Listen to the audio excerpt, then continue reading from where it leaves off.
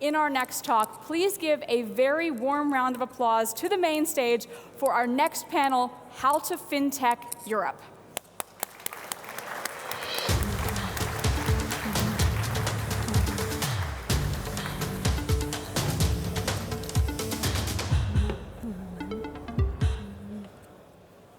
Hi, welcome. It's so great to see you all here this morning.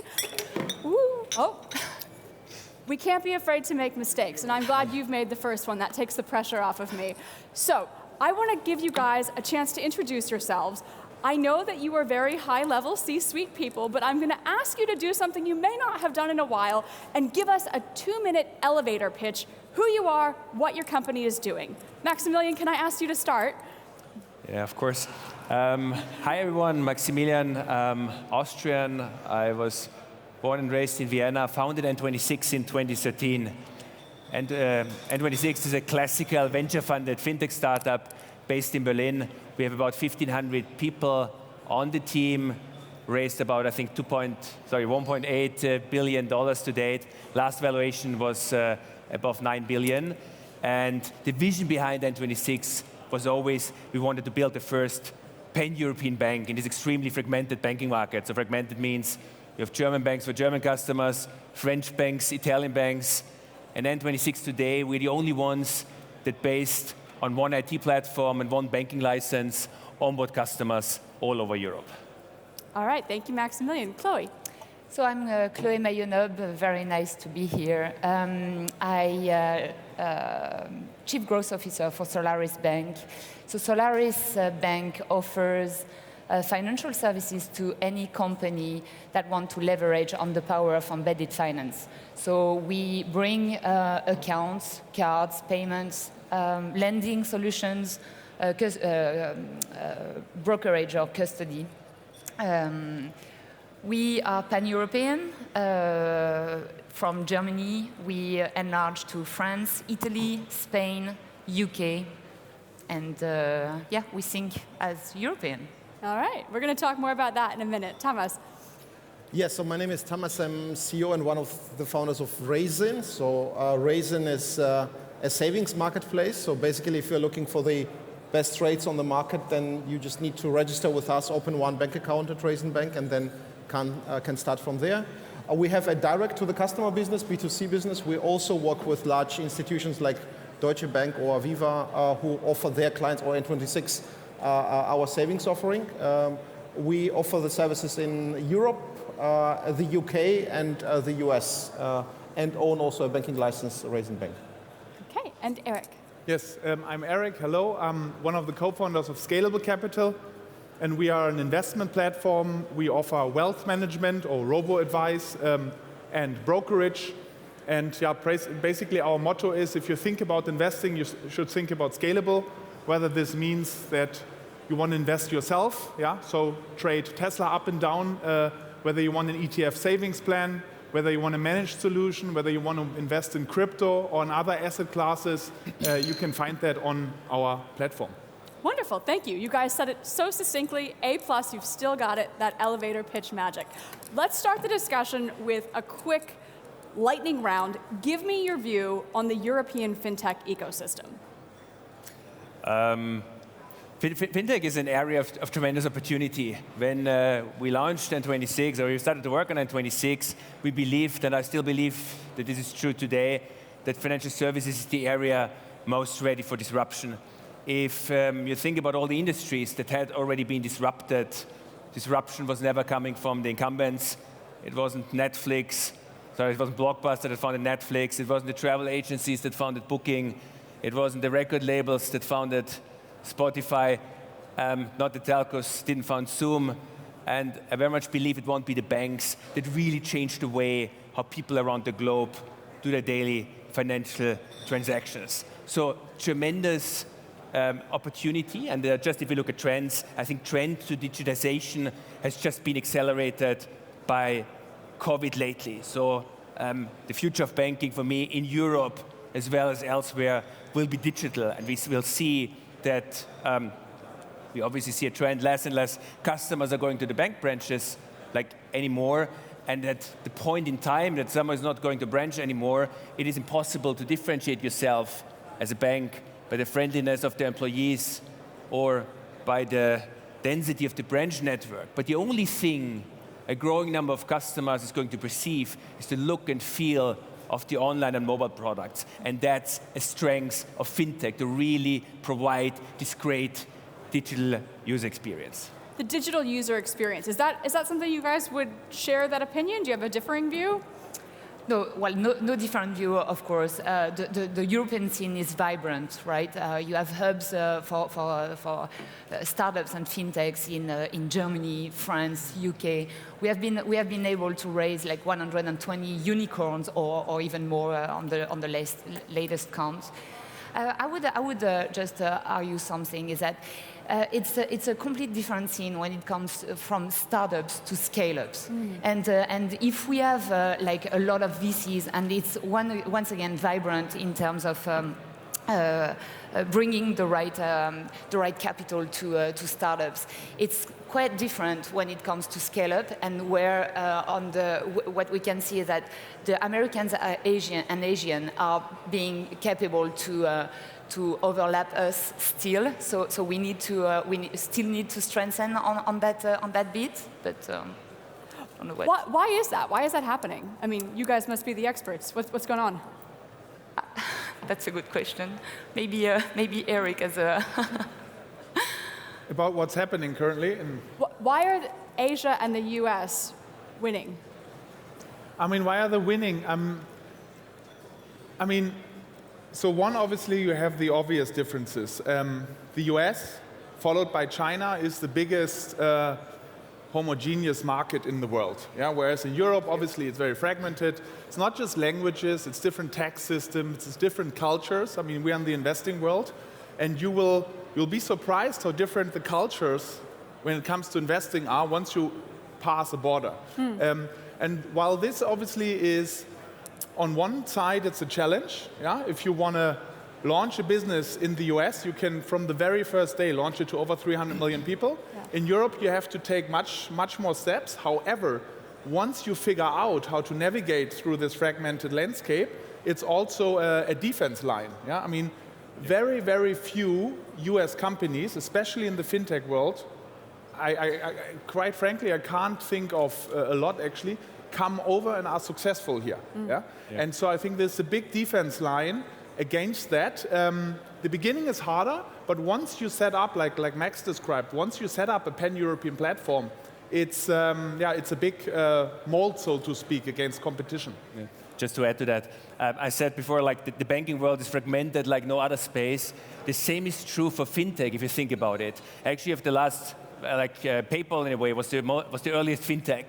But that's where the unbundling of financial services started, and that's perhaps the one company that was founded in the last 30 years in the financial service space that has actually a global ambition. You have some smaller ones like TransferWise, like called Wise today, that do cross-currency transfers, but the very nature of the product, they also have an almost global ambition, because if you can trade dollars for euros, you can also trade euros for dollars. But if you look at the big like startups that are listed or not yet listed, but let's look at the biggest ones. Like if you look at Tencent, if you look at Alibaba with Alipay, they are actually only successful in one country. If you think about Nubank, which is the not listed biggest startup in the world, it's actually Brazilian, but now after 8 years in the Brazilian market, they have expanded to the Mexican market. So it is, for various reasons, it's much harder to expand, but also the market is extremely big. Like in our stage, it's not like you do like a social media platform or messaging app. Like if you think about banking, like in Germany alone, you can build a 50 billion euro company. The same in France, the same in Spain, the same in Italy. So there is very few companies, or you can grow very long on your own turf before you have the need to grow international, plus the big complexities of expanding. Let's talk really quickly about the elephant in the room. We're experiencing a financial downturn. There are layoffs happening in some cases. It's getting harder to get funding. Are the rosy days of fintech success stories like some of your own behind us? So I would say it's healthy to go through a cycle, right? So because if you only see one side of it, it's impossible to build a sustainable business. And I think it's also healthy for startups, including fintechs, to seek a path to profitability and to be conscious about spending. So I think things happening out there right now, they're very natural. And unless you live through them, it's impossible to build a sustainable business. So I think it's good. I think the other good thing is we talk about like US versus Europe versus Germany. So German founders are very conservative, which was kind of a weakness in the previous phase because no one tells you a big global story and you rule the world and so on and so on. On the other side, they're very conservative in the funding approach, right? So I think all of the companies here, or at least on the stage, they're well funded, they have coffers full. So in that regard, I think we're less prone to crisis or can better adapt compared to some US and Chinese peers. Chloé, you're the bank for the banks. I agree with the change in paradigm from hyper growth to more sustainable growth and path to profitability. That's a key driver, and that's probably what the investor will look and foresee from now on. So definitely not the end of everything, but just like a path towards sustainability. Yeah. A path to sustainability. Go ahead. Yeah. Two answers to that. Like one, if you're doing this as long as I'm doing it, or some of the others here, like I'm doing this for 10 years, I've seen the pendulum swinging like back and forth a couple of times. At the beginning, no one understood fintech, and you needed to explain, and people wanted to invest in e-commerce platforms. If you think back of 2013, then later was the fintech wave, and everyone wanted to do fintech. Then I was in charge of the finances. There was times when I didn't even know the burn of N26. I was only focusing on unit economics. What's the revenue per customer? What's the cost per customer? And how this is scaling? Because also the investors didn't care. And then some investors lost like big amounts of money with some companies that successfully scaled negative unit economics, like WeWork, like Lyft. And then like pendulum was shifting again. Like you have to focus on like profitability and these kind of things. And then came the total craziness of the last couple of years, and now it's swinging back. So actually less nervous about these trends. And the second one is perhaps specific for fintech. Rising interest rates is probably bad news for 99% of all the companies. If you think about the companies that are represented here on the table, we also have like balance sheets in our case. So for us, if the interest rate is going to 4%, there might not be any tech IPOs globally, but we also don't need any because if you do the math, if you have 10 billion alone in customer liquidity, in customer deposits, it makes a big difference if your baseline for treasury is minus 50 basis points ECB rate, or if you suddenly have 4% to start with. Like for Raisin, rising interest rates, it's good news. Solarisbank has a balance sheet. So for us, it's also like a little bit more nuanced than for many other of the growth companies around the globe. Erik, what about scalable capital? How do these developments affect you? Yeah, I mean, so you talked about what happens or what happened or is happening in the capital markets, and I mean the obvious thing is obviously they've been hit hard. Yeah, not just fintech, but any kind of growth companies lately. In our view, that's an overshooting on the downside. Yeah, you might argue that in the last year there was an overshooting on the upside, now it's overshooting on the downside. And the question is, where is this coming from? One group of arguments is there's a paradigm shift, and the paradigm shift would be that you believe less in the disruptive power of these companies. And the other is everything concerning inflation and interest rates. Yeah? If you talk to investors, the view on the disruptive power, that's as strong as it was before, maybe even stronger. Yeah? It really currently, there's a huge focus just simply on the availability of cash. Yeah? And also if you look at the last two big crises in the last 15 years, you had the Corona crash and the financial crisis. The big money printing machines of the federal banks, they came in with a clear goal to raise asset prices. That was the goal. They wanted to raise asset prices. Now, that's not the case anymore. They want to stabilize the currencies. They want to get inflation down. They do not have a view that they want to clearly raise asset prices. Why? Because of inequality that happened also in the last years. So my view is that the paradigm is not shifting. The disruptive powers of the physical world moving online, like Max and all of you described, that's as strong as before. That will continue. The funding environment will stay tougher I would say for at least the next 12 months, maybe the next 24 months, if you have a good brand, if you have a good customer base, you will get through it. Yeah? Maybe even with less competition after 2 years. But our expectation is it will be tough for the next 12 to 24 months, but it will come back. So to your original question, are the rosy times over? They are over or tougher for now, but not in the long run, not in the long run. What about the implication for new ventures, for young ventures? You guys are unicorns, you're well capitalized. What would you say to someone who's launching a fintech startup in this environment? Yeah, it's an interesting one. I do a lot of early stage investments, and the public markets seem to be a little bit decoupled from the private markets. Like I see it, and I think you also had people talk about this on the media. You have start differently. It's different kind of people that write a 100,000 euro check compared to a 100 million euro check. They're looking at different KPIs.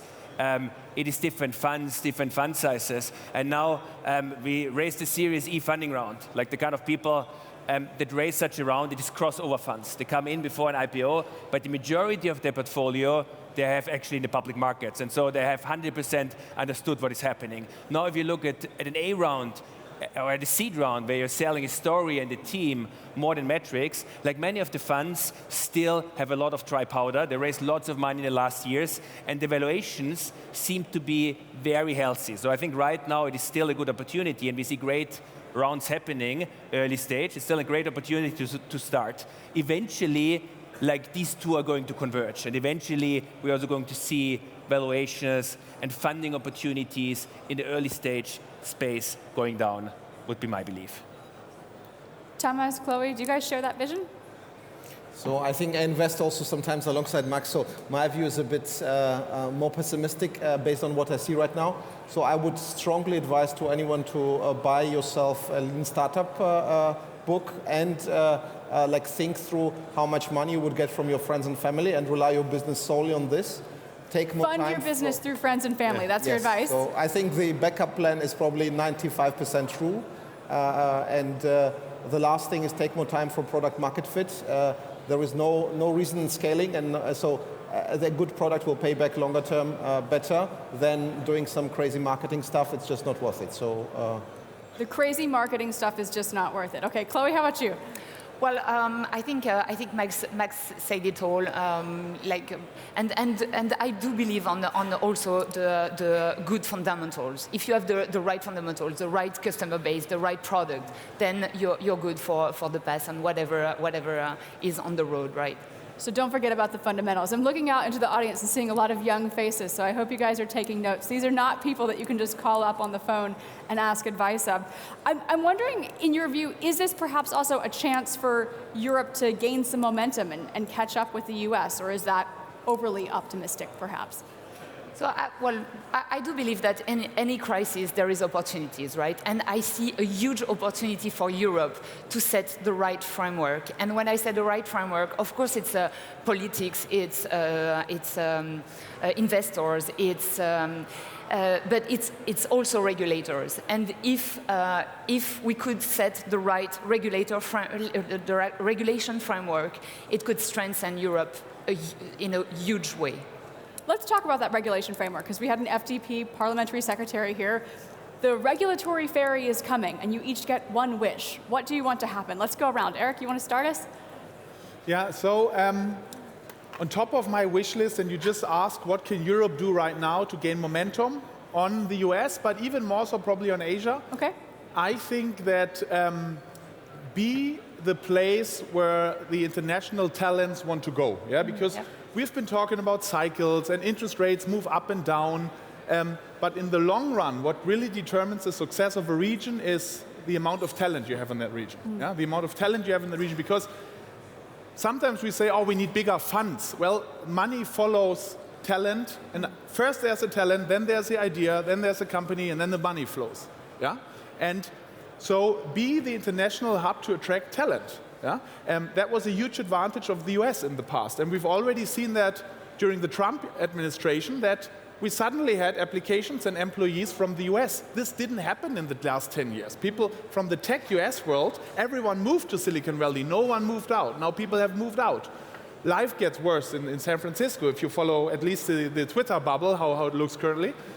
You have other regions, obviously, most obviously Russia, yeah, where the tech talent doesn't want to stay. So be the place that attracts talents. What can regulation do?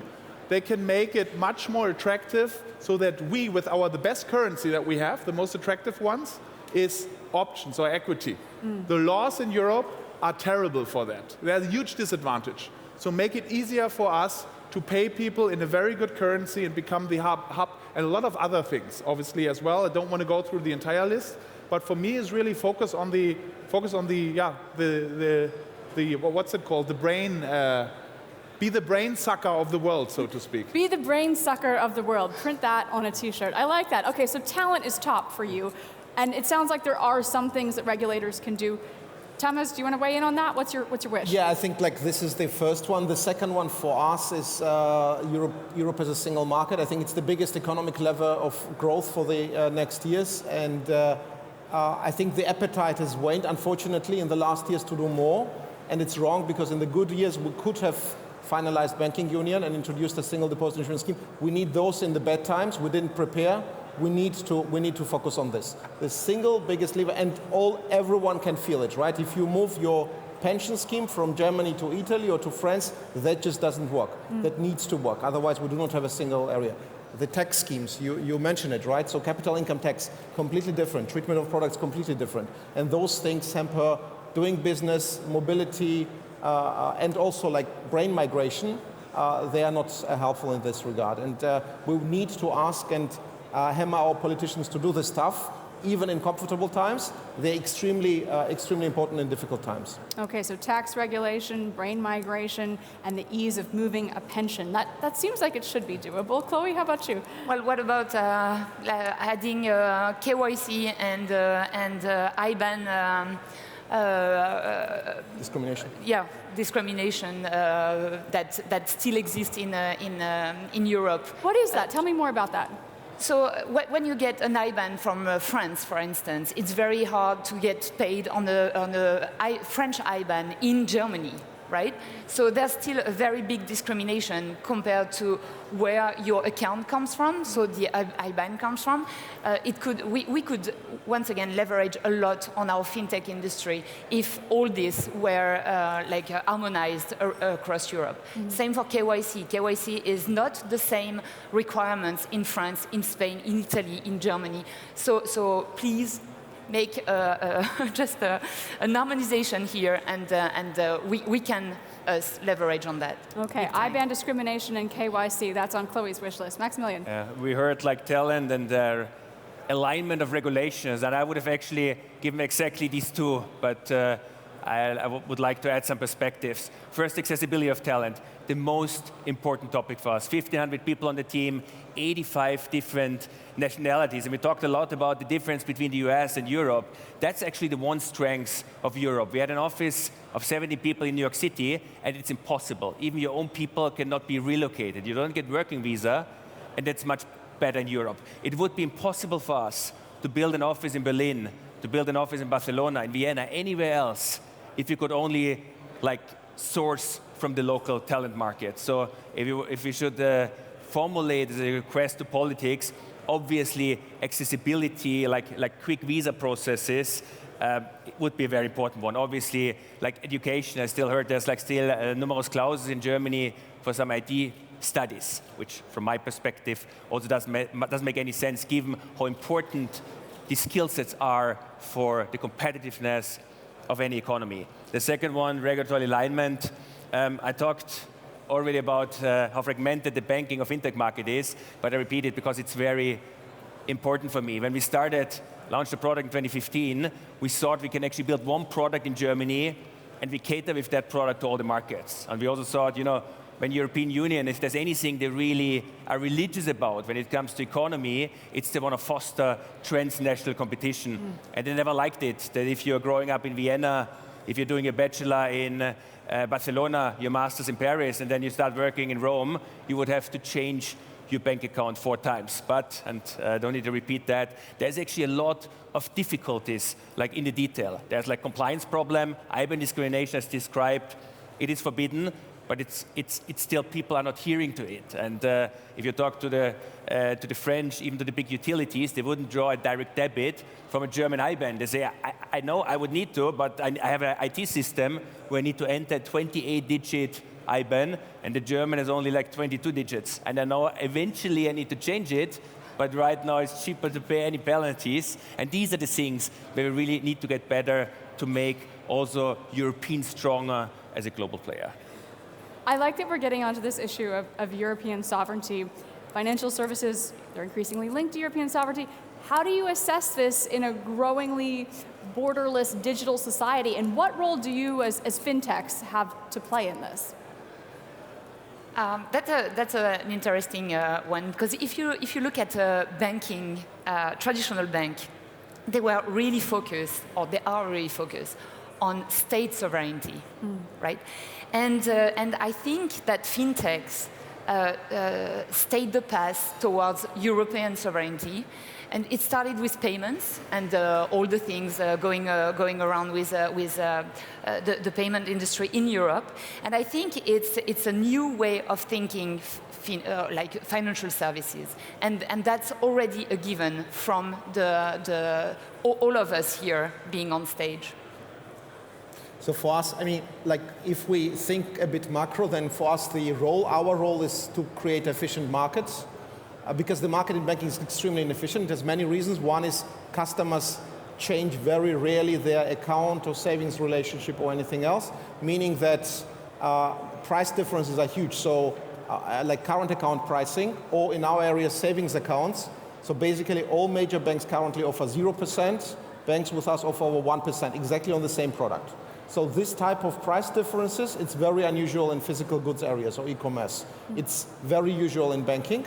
Means market is inefficient. You need to show the consumer and make it very easy to find the most suitable offer for you. At the end, it's the money on the table, right? We have 27 billion almost on our accounts, giving a customer 1% more annually with a compounding effect. It's 270 million a year. It's 500,000 in slightly more than 2 years, 500 million. So it's a lot of value add we create by making the market efficient.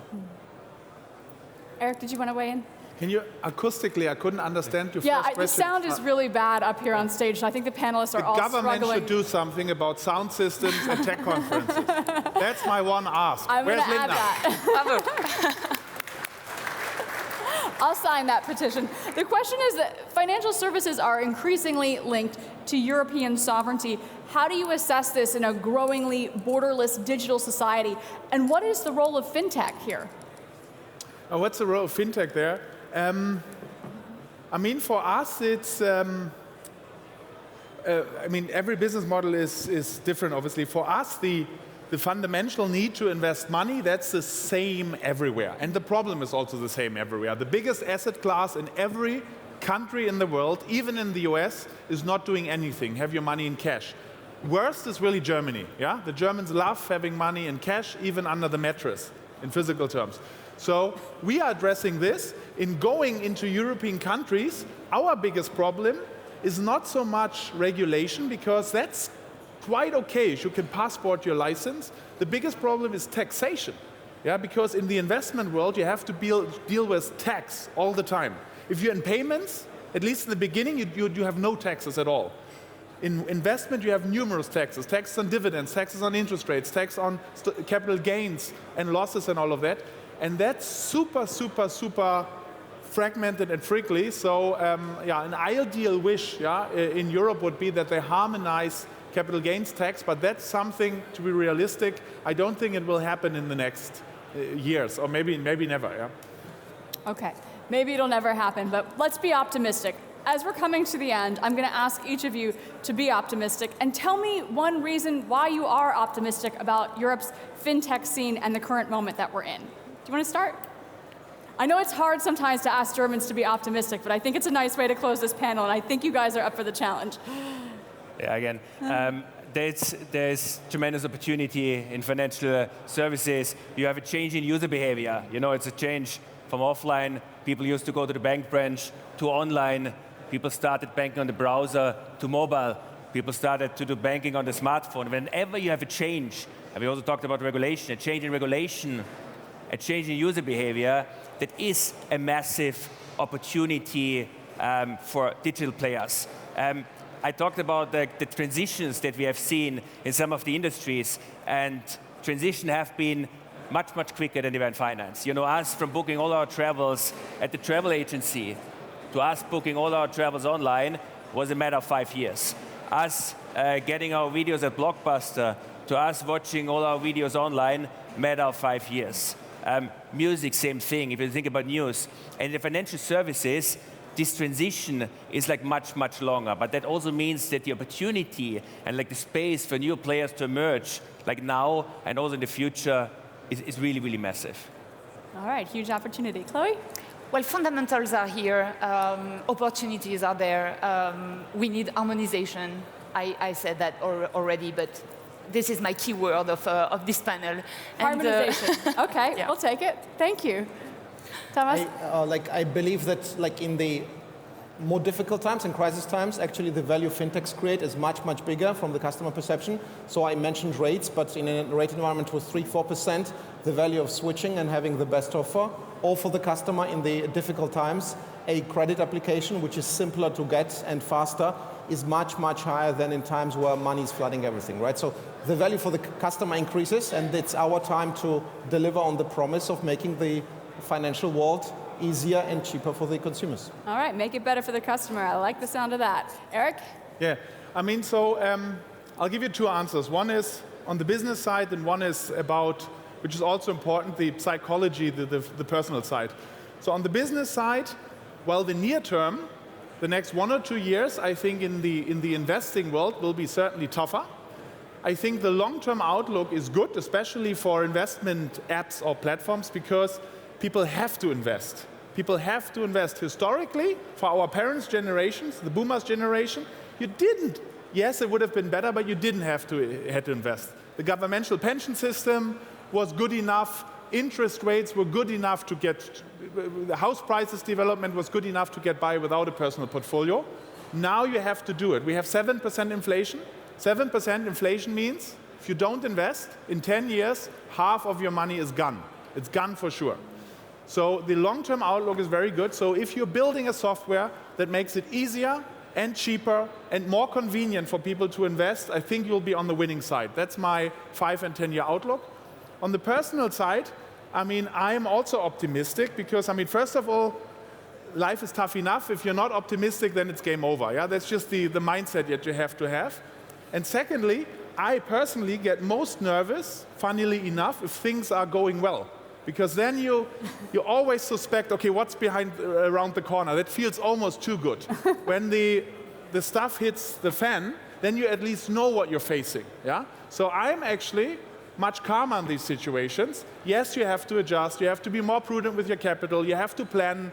And maybe the fruit basket goes. And maybe you, I don't know, some other bull market phenomenon go away. Yeah? But this can also toughen an organization and make you ready for the next step. So I'm actually most nervous in good times and more focused and not relaxed, but more focused and calm in the bad times. So Erik is feeling great in these troubled waters. The rest of us have reason to be optimistic. And if there's one takeaway from all of you, I think we need more market harmonization and get your money out from underneath your mattress. If you are among those folks that Erik was referring to who still have cash in the mattress, not a good idea. I'm not giving investment tips, but that's where we'll leave it today. Guys, thank you so much, Maximilian, Chloé, Tamaz, and Erik, for sharing your insights with us today. A big round of applause, please, for our panelists. Thank you.